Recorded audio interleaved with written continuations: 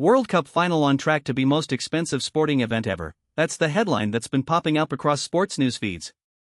It's true. FIFA's 2026 World Cup final will be held at MetLife Stadium in East Rutherford, New Jersey, aiding to the NFL's biggest arena with a capacity of 80,663 bha. The early ticket prices that owners stamped on the sale were shockingly high. Upper deck seats went $4,210 while seats closer to the field started at $6,730. FIFA kept raising those figures in the months that followed, pushing the price of the most coveted Category 1 seats up to an astonishing $10,990. Fans and pundits alike were stunned, and the initial outrage only grew as speculation about how the resale market would react mounted. But by the eve of the final, the secondary market had turned the tables.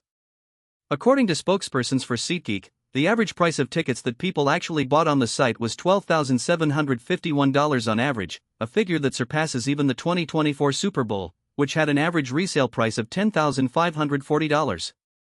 The next highest resale average was the 2024 NBA Finals Game 3 between the New York Knicks and San Antonio Spurs at $9,033. However, it's worth noting that the NBA series ended in 5 games, so that third game resale price never made it to a final showdown that year. StubHub, another large resale platform, said its demand for the World Cup final is slightly behind the Super Bowl and the earlier NBA Finals game, which some fans felt made it a little less intense on the secondary market. Yet when you adjust for stadium size, the World Cup final stands apart.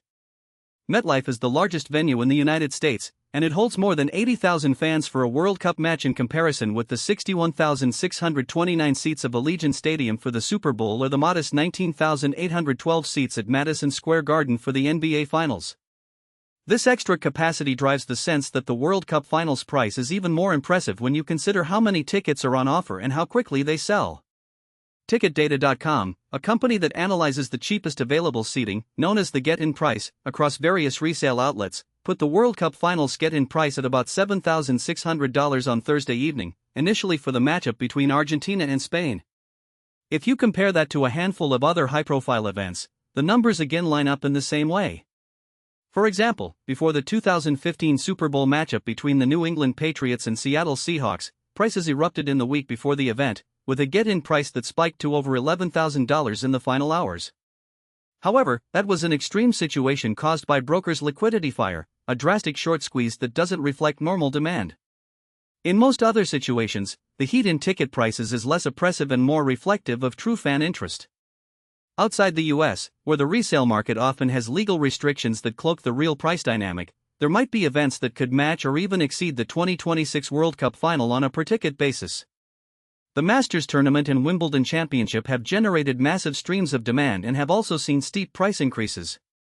Yet, the sheer scale of the 2026 final, combined with the fact that the world's largest population of football fans is concentrated in venues from that easy to identify, makes this matchup a clear marker in the history of sports ticket pricing. In short, the 2026 World Cup final at MetLife has already outpaced the most expensive events in recent memory, and its record is a reflection of both the global appeal of football and the very sophisticated, data-driven world of sports ticket resale.